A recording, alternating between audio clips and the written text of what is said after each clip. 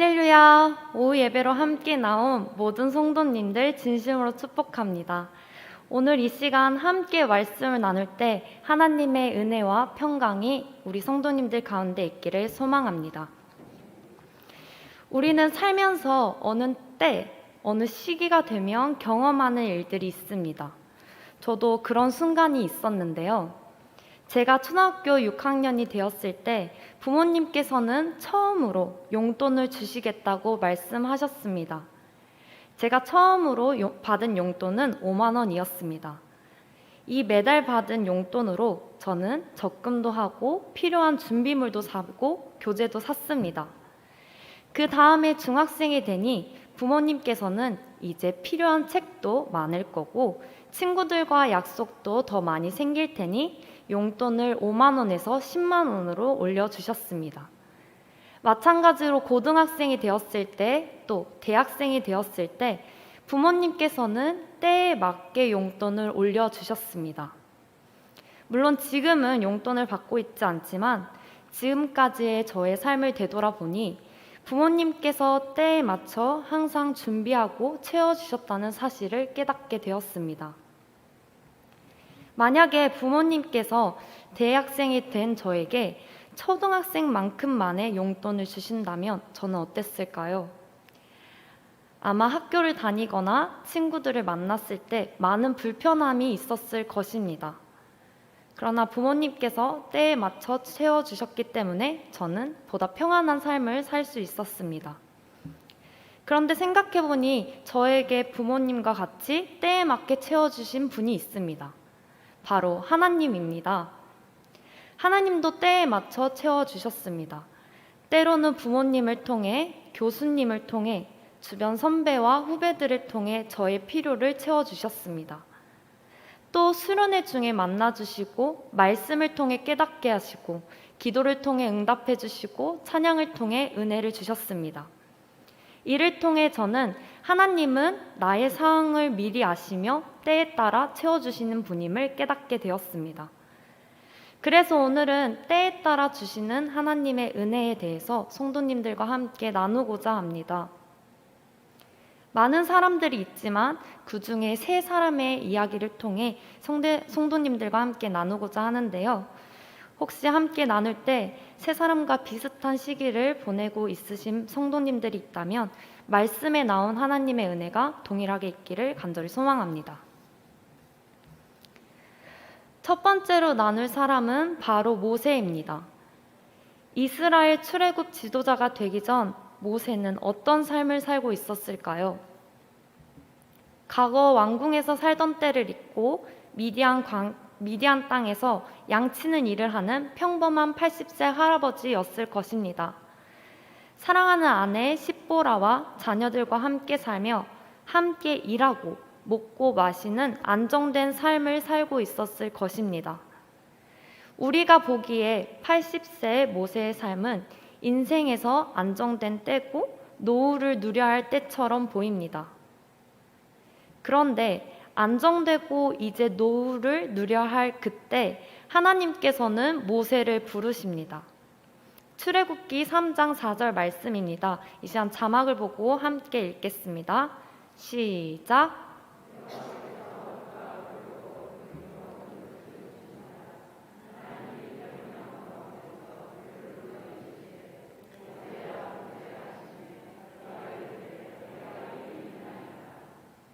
아멘. 바로 호렙산 떨기나무 사건인데요. 하나님께서는 모세가 호렙산에 이르렀을 때 불타는 떨기나무 불꽃에서 모세에게 나타나셨습니다.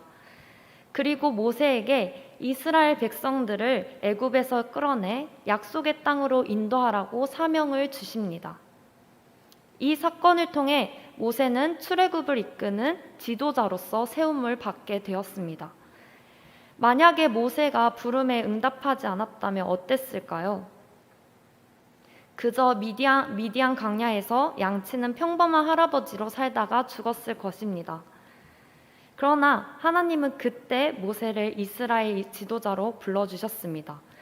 그리고 하나님의 부르심에 응답한 모세에게 능력을 주시고 돕는 손길을 붙여주시며 인도하여 주셨습니다. 한낱 평범한 할아버지로 살다가 끝낼 수 있는 삶을 이스라엘이라는 한 민족을 이끄는 최고의 지도자로 살아갈 수 있도록 은혜를 주셨습니다. 이처럼 우리도 우리의 삶이 이제는 안정을 누려야 할 상황, 안정을 지켜야 할 때가 있습니다.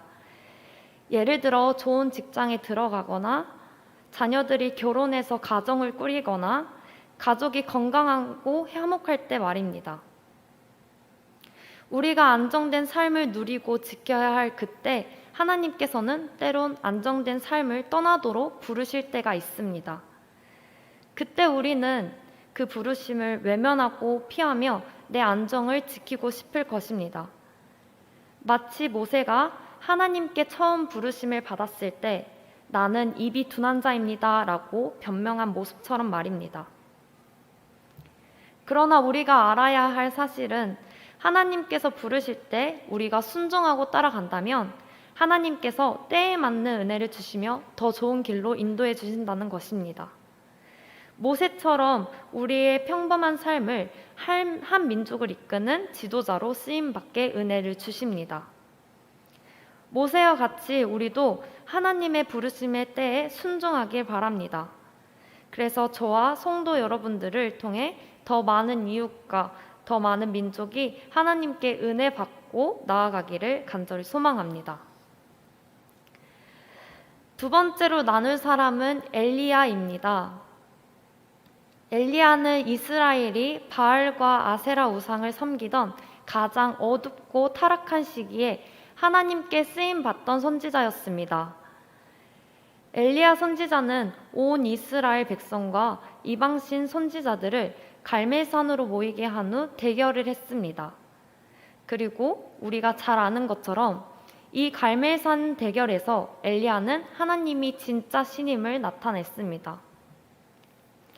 그런데 그때 이 사실을 들은 아합 왕과 이세벨 왕비는 엘리야를 공개 처형하겠다고 선포합니다.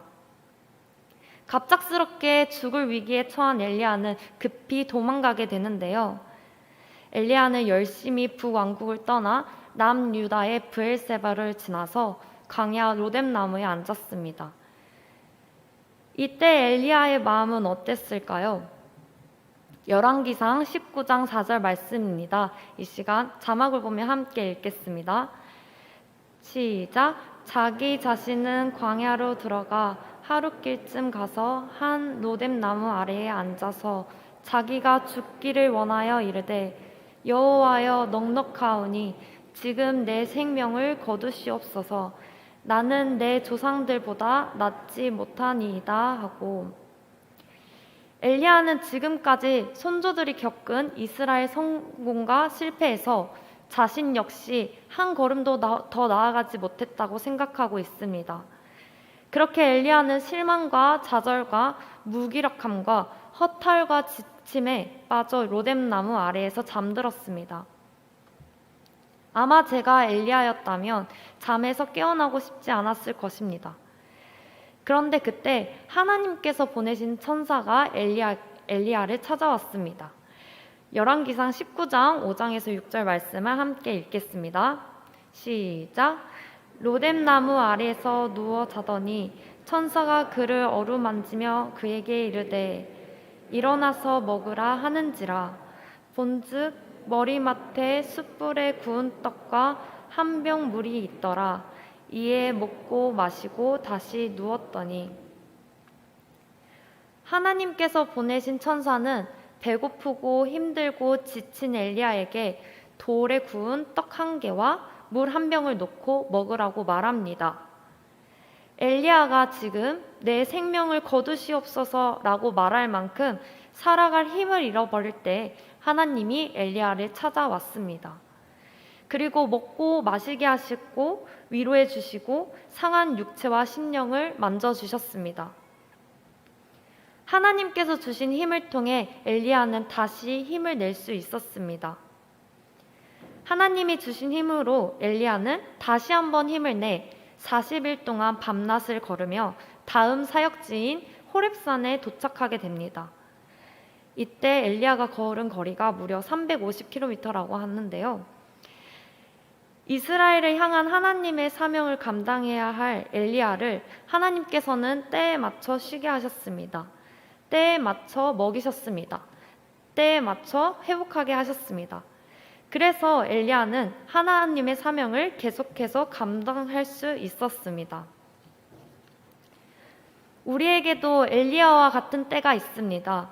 아무리 열심히 해도 아무도 나를 도와주지 않을 때, 삶이 막막하고 피곤할 때가 우리에게도 있습니다. 아무도 나를 이해해주지 않고 오히려 나를 공격하는 그때가 있습니다.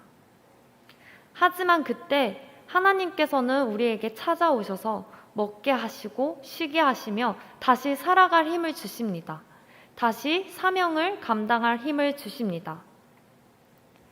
이세벨에게 쫓기던 엘리야가 로뎀 나무에서 멈췄을 때 먹고 쉬게 하시며 앞으로의 갈 길과 해야 할 일을 예비하신 것처럼 하나님께서는 우리의 갈 길을 또한 해야 할 일을 때에 맞춰 보여주실 줄을 믿습니다.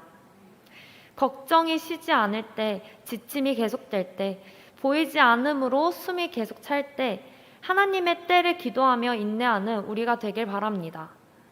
현재 엘리야처럼 피곤하고 지친 때를 보내고 계신 분이 있다면 엘리야의 때에 맞게 오신 하나님이 여러분 가운데 회복해 주시길 소망합니다. 마지막으로 함께 나눌 사람은 바울입니다. 바울은 1차 전도 여행을 성공적으로 마쳤습니다. 그리고 이제 다시 아시아 땅에 말씀을 전하기 위해 2차 전도 여행을 떠났습니다. 아마 바울은 2차 전도 여행의 여정을 이미 계획하고 있었을 것입니다.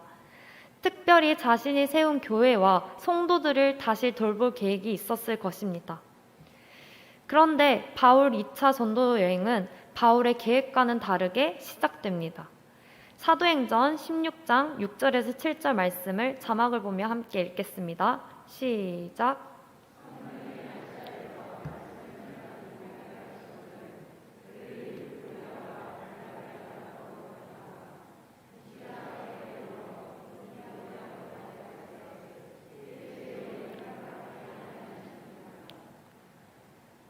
바울은 아시아에 가서 말씀을 전하고 싶었습니다. 하지만 성령이 그 길을 막습니다. 그러자 바울은 포기하지 않고 아시아 지역인 무시아를 지나 비두니아로 가고자 애씁니다. 그러나 이때도 마찬가지로 예수의 영이 허락하지 않습니다. 그래서 바울은 어쩔 수 없이 드로아로 내려가게 됩니다. 바울의 2차 전도 여행 계획이 다 막혀버린 것입니다. 그것도 다른 이유가 아니라 하나님께서 막아버리셨습니다. 이때 바울의 심정은 어땠을까요? 만약 제가 바울이었다면 저는 하나님께 배신감이 들었을 것입니다. 하나님의 말씀을 전하기 위해 열심히 애쓰고 노력하는데 하나님의 나를 막으신 상황이 답답하고 배신감이 느껴졌을 것입니다. 그런데 그때에도 하나님께서는 환상을 보게 하십니다. 사도행전 16장 9절에서 10절 말씀을 함께 읽겠습니다. 밤의 환상이 바울에게 보이니 마게도냐 사람 하나가 서서 그에게 청하여 이르되 마게도냐로 건너와서 우리를 도우라 하거늘 바울이 그 환상을 보았을 때 우리가 곧 마게도냐로 떠나기를 힘쓰니 이는 하나님이 저 사람들에게 복음을 전하라고 우리를 부르신 줄로 인정함이러라. 아멘. 바울은 이 환상을 통해 자신이 마게도냐에서 사역하는 것이 하나님의 뜻임을 깨닫게 되었습니다. 사실 바울이 1차 전도 여행 때 방문했던 지역이나 2차 전도 여행을 시작했던 지역들은 아시아 지역이었습니다. 이러한 특별한 일이 없었다면 바울은 2차 전도 여행도 아시아에서 말씀을 전하며 마쳤을 수도 있습니다. 하지만 이 환상을 통해 바울의 전도 사역은 아시아에서 유럽으로 확장하게 됩니다. 하나님께서는 바울이 더 많은 이방인들을 전도하고 교회를 세우도록 이끄신 것입니다. 때로는 바울과 같이 우리도 열정을 다해 하나님의 일을 하지만 잘 안 될 때가 있습니다. 어떤 문제에 대해 아무리 기도해도 해결되지 않을 때가 있습니다.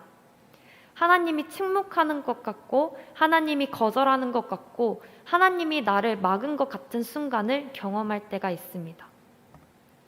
그리고 그런 순간에 내가 지금까지 한 것에 대해 보상을 받지 못하는 것 같은 배신감이나 하나님이 나를 사랑하지 않는 것 같은 소외감이 하나님의 사역을 그만두고 싶은 마음을 들게 할 때도 있습니다. 하지만 그런 순간에 하나님께서는 우리에게 은혜를 주셔서 새로운 일을 감당하게 하십니다. 새로운 곳으로 나아가게 합니다.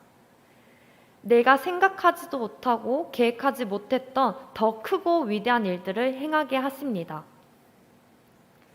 바울의 선교가 아시아에서 끝나지 않고 유럽까지 나아갈 수 있게 된 것처럼 우리에게도 하나님께서 때에 맞는 은혜를 주실 것입니다. 바울과 같은 순간을 보내고 계신 성도님이 있다면 하나님께서 때에 맞는 은혜를 주셔서 더 크게 쓰임 받기를 소망합니다. 말씀을 정리하겠습니다.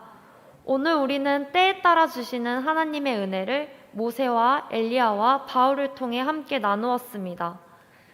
모세와 엘리야와 바울과 함께 하시는 하나님은 우리의 각자 삶 속에 늘 함께 계시며 때에 따라 은혜를 주시고 계십니다. 때로는 기도로 응답해 주시기도 하고 돕는 사람들을 붙여주시기도 하고 물질로 해결해 주시기도 합니다. 우리가 우연이라고 생각할 수도 있는 것들은 사실 우연이 아니라 하나님께서 때에 맞게 채워주셨던 것입니다. 성도 여러분, 하나님께서 채워주시는 때가, 하나님께서 도우시는 때가, 하나님께서 인도하시는 때가 가장 좋은 때입니다. 우리 앞에 놓인 문제가 우리를 당혹스럽게 하고 포기하고 좌절감을 줄지라도 그때그때 주시는 하나님의 은혜를 사모하며 인내하길 소망합니다. 제때 주는 도움을 받아 하나님의 은혜로 이겨내며 살아가는 우리 모두가 되길 간절히 기도하겠습니다. 마지막으로 오늘 본문 말씀인 히브리서 4장 16절 말씀을 표준 세번역으로 함께 읽고 말씀을 마치도록 하겠습니다. 함께 읽겠습니다. 시작. 그러므로 우리는 담대하게 은혜의 보좌로 나아갑시다.